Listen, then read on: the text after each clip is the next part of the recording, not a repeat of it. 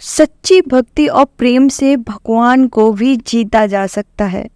आइए सुनते हैं एक संत और सेठ की कहानी, जिसमें संत का भगवान पर इतना अटूट विश्वास है कि वो प्रसाद में जहरीला भोजन खाने से भी परहेज नहीं करता।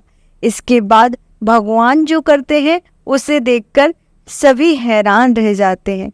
तो आइए सुनते हैं ये कहानी। एक सेठ जी बड़े कंजूस थे। एक दिन उन्होंने दुकान पर बेटे को बैठा दिया और बोले कि बिना पैसे के लिए किसी को कुछ मत देना, मैं अभी आया। अकस्मात एक संत आए जो अलग अलग जगह से एक समय की भोजन सामग्री लेते थे। लड़के से कहा, बेटा जरा नमक दे दो।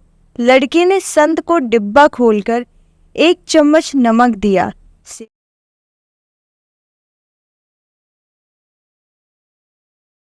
सेठ जी आए तो देखा कि डिब्बा खुला पड़ा था।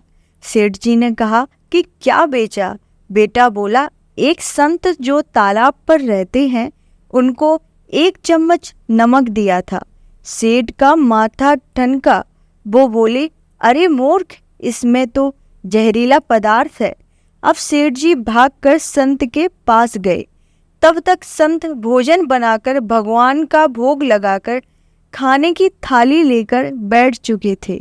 सेठ जी दूर से ही बोले, महाराज रुकिए, आप जो नमक लाए थे नमक नहीं था बल्कि जहरीला पदार्थ था। कृपा करके आप ये भोजन ना करें। संत जी बोले, भाई हम तो प्रसाद लेंगे ही, क्योंकि भोग लगा दिया है। भोग लगाकर भोजन छोड़ नहीं सकते। अगर भोग नहीं लगता तो भोजन बेशक छोड़ देते। ये कहकर संत ने भोजन को प्रसाद समझकर खाना शुरू कर दिया। सेठ जी के होश उड़ गए। वो रात भर वहीं बैठे रहे।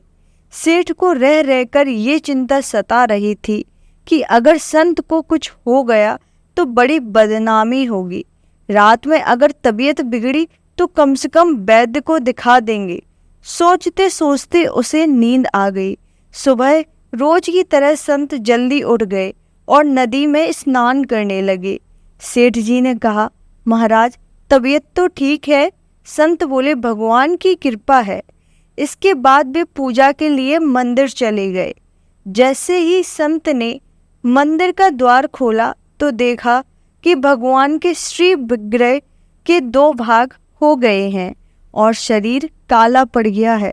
ये देखते ही सेठ को सब समझ आ गया कि भक्त के अटल विश्वास को देखकर भगवान ने भोजन का जहर भोग के रूप में स्वयं ग्रहण कर लिया और भक्त को प्रसाद ग्रहण कराया। इसके बाद सेठ ने तुरंत घर जाकर बेटे को दुकान सौंप दी और स्वयं संत की शरण में आकर भगवान की भक्ति करने लगे।